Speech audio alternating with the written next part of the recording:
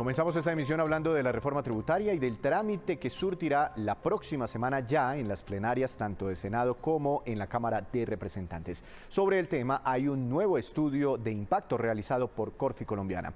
Doctor José Ignacio López, director de investigaciones económicas de esta entidad de Corfi Colombiana. Buenas noches, bienvenido a Signo Pesos. ¿Cómo le ha ido? Víctor, buenas noches, un gusto estar con ustedes. Doctor López, yo sé que lo invité aquí para hablar de reforma tributaria, de pronto está asociado con el tema, pero es que no puedo dejarlo ir sin preguntarle por el dólar, porque hoy superó ya la barrera de los 4.800 pesos por primera vez, alcanzó a registrar un máximo en el día de 4.859 pesos, si no estoy mal. ¿Por qué no hay un techo para el dólar? ¿Por qué sigue y subiendo? Cada vez que lo saludo a usted está 200 pesos más caro. Bueno, Víctor, no me eche la culpa por saludarme, pero sí, yo creo que lo que hemos venido comentando en ocasiones anteriores y que tú analizas quizás todos los días, es que seguimos en un ambiente de mucha incertidumbre a nivel global. La semana pasada las reuniones conjuntas del Fondo Monetario con el Banco Mundial, a las cuales asisten muchos manejadores de portafolio, inversionistas, agentes económicos, pues dejaron un sinsabor muy fuerte. El mensaje fue muy claro por parte del Fondo Monetario de una economía a nivel global que se estaría desacelerando fuertemente, con una posibilidad de recesión en varias jurisdicciones importantes, claramente en Europa, una posibilidad de recesión en Estados Unidos. Entonces yo diría que las personas, muchos manejadores de portafolio que volvieron a la oficina esta semana, pues se llevaron ese mensaje de una economía global digamos, casi que en caída libre, y eso hace que haya un efecto muy claro de precaución, buscar el dólar como moneda de refugio. Y creo que desafortunadamente para Colombia, en el margen también, la sensación, a pesar de los mensajes muy acertados y digamos tranquilizadores del ministro de Hacienda, es que pues las vulnerabilidades del país siguen estando muy presentes, y en un contexto donde las tasas de interés en Estados Unidos continúen subiendo, pues vamos a vivir, yo diría, una coyuntura por unos meses más de peso débil. Entonces, estamos a puertas de los 5.000 y creo que no es muy descabellado que incluso esta misma semana lleguemos a los 5.000. ¿Y por qué? O sea, digamos, ya se ha decantado todo eso que usted me ha comentado, lo que ya dijo el Fondo Monetario, la inflación, etcétera, los mensajes del gobierno nacional. ¿Por qué entonces el dólar tendría un impulso adicional, inclusive para llegar a casi los 5.000 o superar los 5.000 pesos? Víctor, en general estas son dinámicas muy difíciles de explicar porque son resultado del comportamiento digamos, de muchos agentes que interactúan en el mercado cambiario. Lo que es cierto es que cuando hay la sensación de pérdida, por ejemplo, de confianza o de un panorama difícil o retador, pues digamos se genera como una reacción en cadena donde pues mucha gente no quiere ser la última en la fiesta. Entonces empieza un efecto de precaución y pues eso hace que tengamos unos movimientos volátiles. Pero hay que decirlo, también digamos, no es descabellado, perdón, que eventualmente tengamos alguna corrección en un mercado que lleva ya varias jornadas con devaluaciones, alcanzando máximos. Habrá que ver en el balance de fuerzas un poco los agentes qué decisión toman. Pero repito, es muy difícil predecir o explicar este tipo de Claro. comportamientos, dado que en últimas surgen de intuiciones, conjeturas y cómo los agentes van percibiendo ciertas realidades económicas. Claro, es difícil meternos en la cabeza, en lo que estén pensando cada uno de los inversionistas que se llevan o que traen la plata al país. Pero sí, y ya vamos a pasar a la tributaria, sí el ministro de Hacienda intentó enviar 12 mensajes muy poderosos esta semana. Uno el lunes festivo diciendo no nos vamos a endeudar más, ya es suficiente, aunque tenían un cupo, digamos, autorizado, no vamos a endeudarnos más a través de los test. Y el segundo fue ayer, donde dijo que queremos implementar políticas responsables, queremos hacerlo mejor, cumplir la regla fiscal, en fin, y queremos que con esto se calmen los mercados. ¿Por qué cree usted que no se calmaron? Bueno, esos mensajes fueron muy positivos, Víctor, tanto para los operadores del mercado como digamos para los analistas, porque muestran pues un gobierno que en lo económico está teniendo una responsabilidad importante. Quizás lo que sigue preocupando es una falta digamos, de homogeneidad a veces en el mensaje por parte de los funcionarios del gobierno.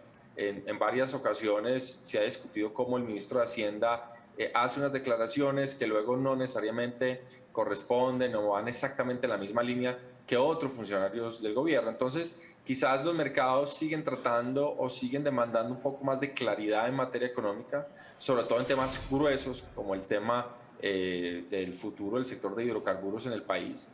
Y yo creo que en la medida que no haya esa claridad, pues siempre habrá algunos agentes que busquen comportarse de manera más precautelativa. Sí. Y eso en este contexto tan difícil en la economía global significa tener posiciones en dólares y quizás invertir menos en nuestras monedas. Bueno, hablemos entonces, doctor López, y seguiremos pues obviamente muy pendientes del dólar, pero hablemos de la reforma tributaria y del estudio que hicieron ustedes a raíz de lo que se aprobó en el primer debate en las comisiones económicas.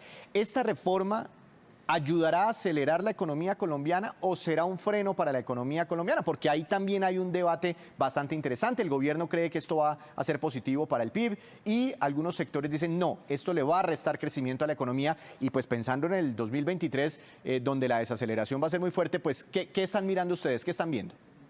Listo, Víctor. Lo primero que hay que decir es que el texto que se aprobó en las comisiones conjuntas de Senado y Cámara ya tiene una evolución muy positiva y favorable frente a la iniciativa presentada originalmente. Es decir, la reforma se está moviendo en la dirección adecuada.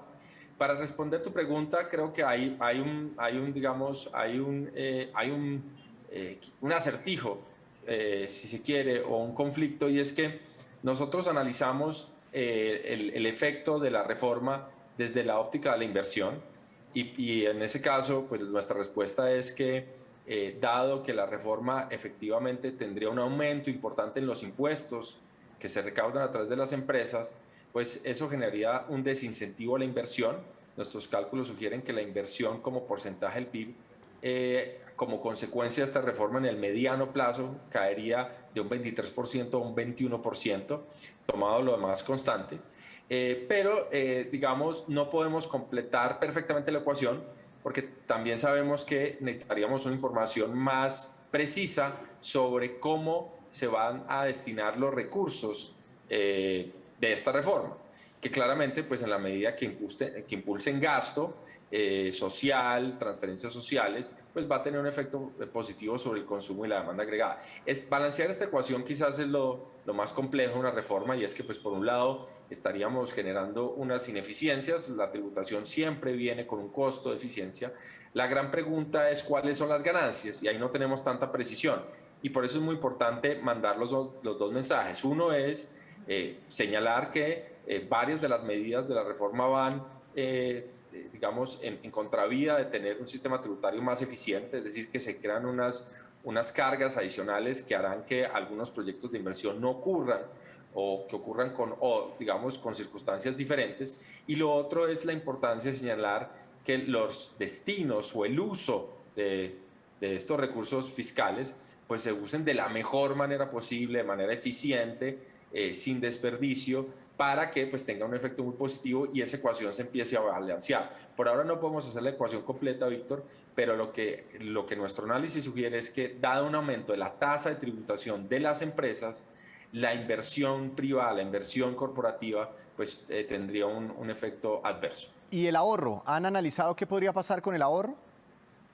Sí, ahí las cuentas son más difíciles, Víctor, porque hay una incidencia muy importante de la reforma sobre el bolsillo de los hogares con mayores ingresos.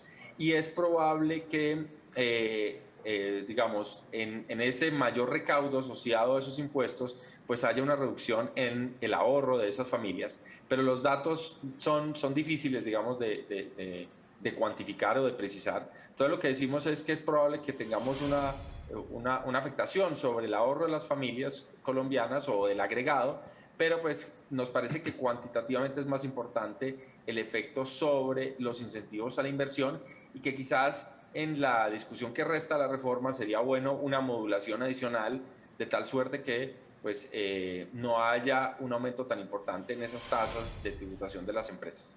Claro, seguramente me está hablando usted de esa famosa fórmula del PIB, donde se tiene en cuenta la variable consumo, el gasto del gobierno, el ahorro, la inversión, en fin, todas esas variables, pero al final lo que busca el gobierno, sacando una platica de aquí, es llevándola al consumo, mayor gasto en políticas públicas, y eso podría generar una dinámica económica. Ese es el resultado que espera el gobierno nacional. Al final el impacto podría no ser negativo, digamos en el neto. Claro, Víctor, eso, digamos, depende mucho del efecto que tenga, tanto donde salen los recursos a cómo llegan.